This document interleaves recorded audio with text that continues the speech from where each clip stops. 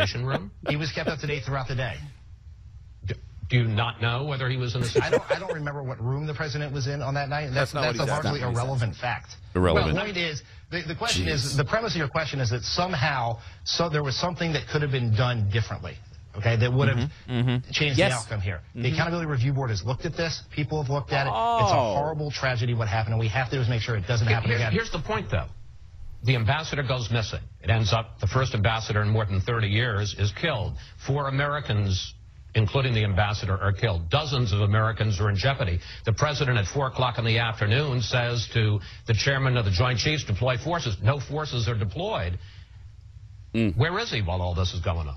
This has been testified to by the... Well, no one knows where he was or how he was involved or who told him there were no forces. The suggestion of your question is that somehow the president... He had to be golfing. I just want to know what the answer is. The assertions from Republicans here that somehow that the president allowed this to happen or didn't take action is offensive. It is absolutely it's offensive premise, and there's no evidence to support it. You know what's offensive is that the president allowed 4 Americans to die, including our ambassador to Libya. That's what's offensive, and he did nothing about it. In fact, military personnel that were in place were told to stand down. That's what's offensive. Yeah. What's offensive are the constant lies and the cover-up. They're changing the story even as every time I hear the White House, they're changing the story, and no one is tracking the story. We should really do that. Let's go back in time because I think this is important. We should go back in time and we should look at what they said at the time, and what their excuses were at the time, and just keep tracking because this is different than what he said before. What he said before was that the president wasn't involved. He didn't need to be involved. All of the things of when we were asking, where was the president? Where was the president? Nobody knew, but it wasn't important then because everybody else was handling it. Then he said he didn't have anything to do with it. Now they're trying to rope him back in and saying he was in constant touch. Yes. Yeah, it's the reverse approach. approach. It's the exact opposite. And the fact is they obviously know these questions were coming this week. The fact that this guy can't come up with anything of where this guy is, his defense, his obviously prepared defense, was he was in touch. Not where he was, but he was in touch. Where he was had to be bad. Wherever he was has to be something they're hiding. No. You don't think so? No. You don't think he was at like a Jay-Z dinner or something that night? No, I don't. I think he was at home at the White House. Sleepy sleep? Yep, and they cannot put him in the room. That's the critical thing. It's not where he was. Why are they keeping him out of the room? They're keeping him out of the room because then the president knows exactly what was going on in Benghazi. Never, ever get off the fact that they were running guns. Never get off that fact because that explains why they can't explain where he was. He has to be someplace in the White House, but he's not at a Jay-Z thing because that would look really bad. Somebody was dying and then he wasn't there. And so they've already set up that he was there at the White House, but he wasn't fundraising. Okay, because remember, that was the important thing back then. He wasn't definitely not fundraising because that would have been not until the next day. Mm-hmm. That would have been crass. He was definitely not fundraising. So he wasn't fundraising. So where was he? Well, it was September 11th. It was crass to put him at anything. So he had to be at home. Now, why wouldn't you be downstairs in the Situation Room? That's the logical place to put him. But they didn't put him in the Situation Room at all. From the very beginning. Why? Well, because that way they can distance him from this killing. Whether he was there or not, you would think that's where they would say he was. Exactly right. Right. But they said... And they could even Photoshop him into the room in some picture if they had to. Right. But they could do all that. But here's the thing. What they say is, well, they didn't want him tainted with the death. But that's not true.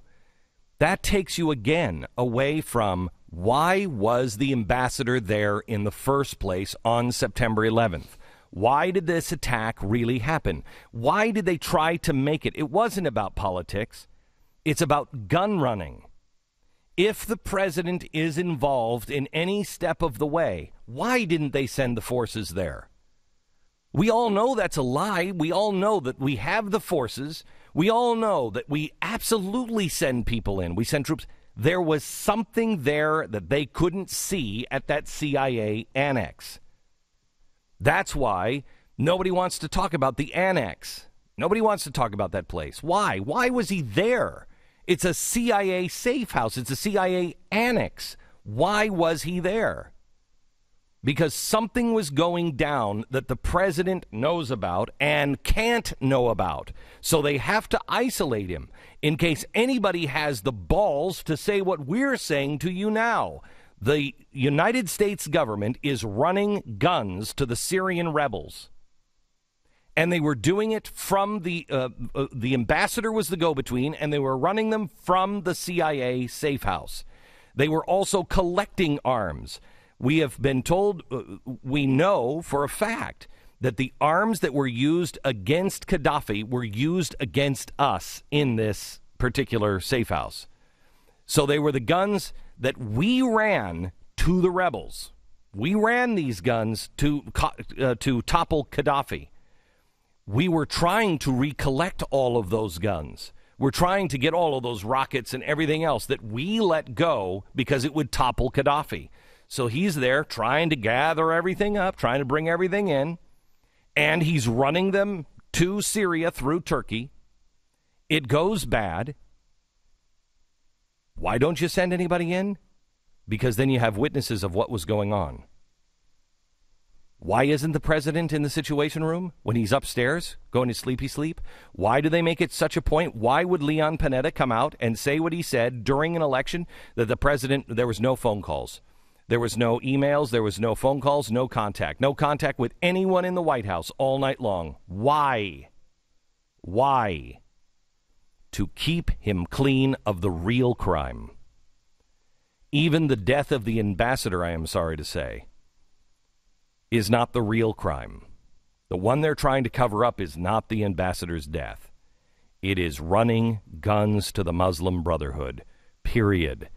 And the longer you spend trying to figure out why they're trying to do these things, the longer you spend not tying it to what was going on in that annex in the first place, the farther away from the truth you get.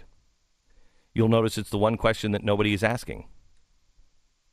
September 11th, they had warnings.